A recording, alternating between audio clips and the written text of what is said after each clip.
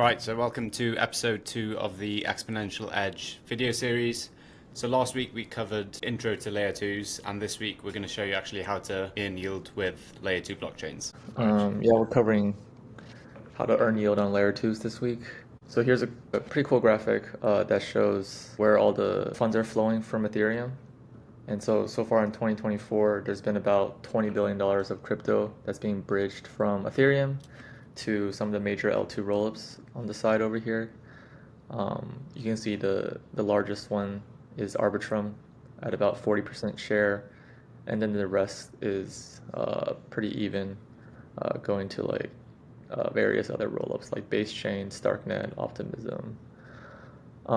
And the reason why these users are bridging is because they're either chasing airdrops on these different chains, they want cheaper fees, so they're moving out of Ethereum to get cheaper fees on the L2s, or there's just some DApp or DeFi protocol that's only available on that specific chain. So yeah, that's a lot of money that's being bridged to these other rollups, but you may be wondering how you can capture some of this movements as a source of yield.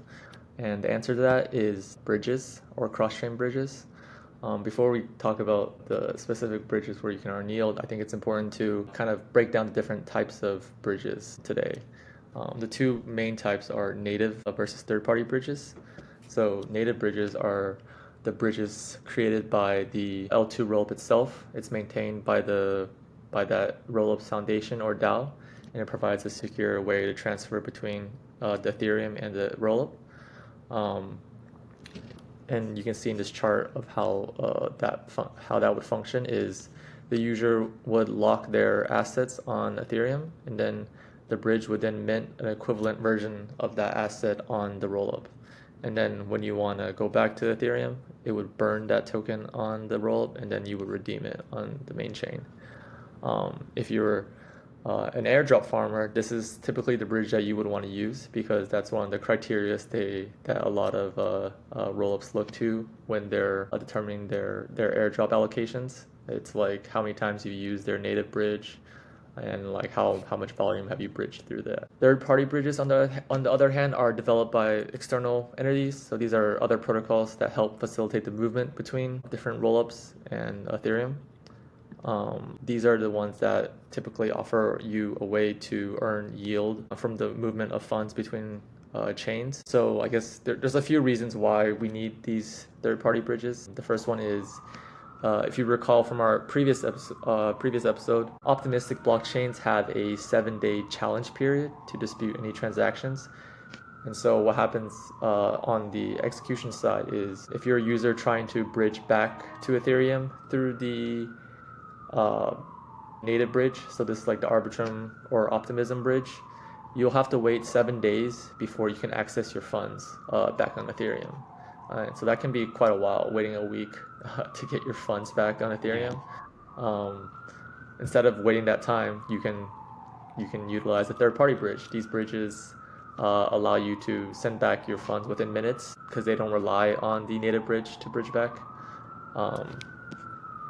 The second reason is if you want to bridge between various rollups. So if you want to go from Arbitrum to Optimism, you need a third-party bridge. Like if you wanted to do this through native bridges, it would take you have to wait 7 days, and then you have to also use 2 different bridges to achieve the transfer. So it just makes things easier from a cost and efficiency standpoint.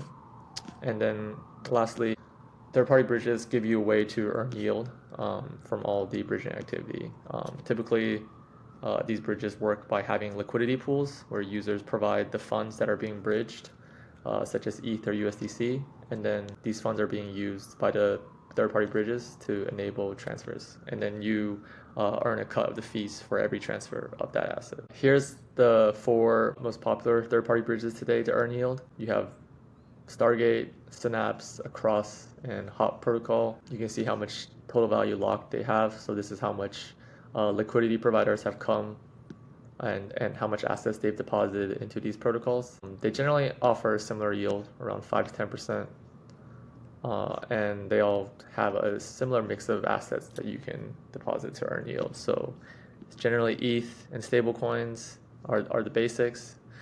And then some of the other bridges like Across and Hop also enable some other altcoins. And Across also has BTC as well. Yeah, I think I'm actually in that across ETH pool on Exponential. Oh yeah, yeah. The Cross ETH pool is a good one. I can go and show you Yeah, let's have a look the at it. pool itself. So what's cool about this pool is, um, so this is their ETH pool. There's about 18,000 ETH deposited here, and the current APY is about 3%. But they also offer incentives on top of the fees they earn from bridging. So just from organic base fees, you're earning about 3.3% yield. But then they also offer their Across ACX token as an incentive. So if you add Oh wow. that on top, it gets to about 4.25% APY. Um, but what's also cool about Across is they have this multiplier effect that's determined by what they call the age of capital. And so what the age of capital is it's essentially Oh, how long you've staked your LP tokens to earn the Across tokens without claiming the rewards. nice. Okay. So yeah, the longer you haven't claimed your rewards, the longer this number of days goes up, and then that increases your multiplier effect. Um, and so after like I think it's after 100 days, you get the max multiplier, which is 2x.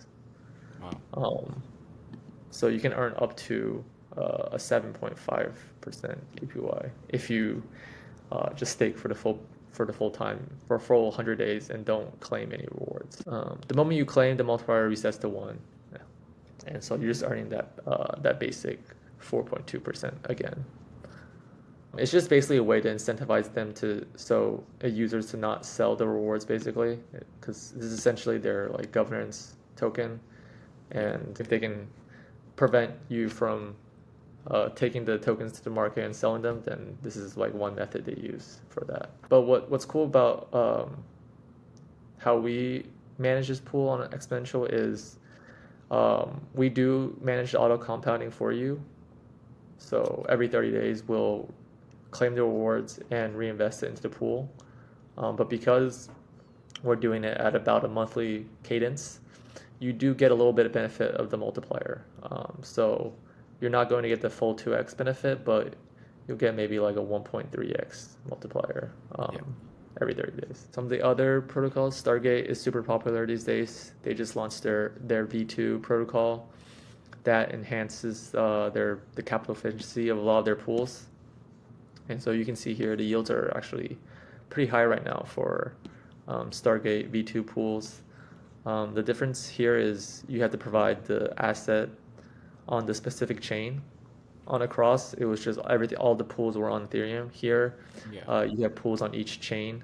Is for the specific asset. So, um, and you for this one, if you want to earn yield from USDC transfer some Scroll, you got to deposit USDC on the Scroll chain. But yeah, these are also incentivized as well with their Stargate token.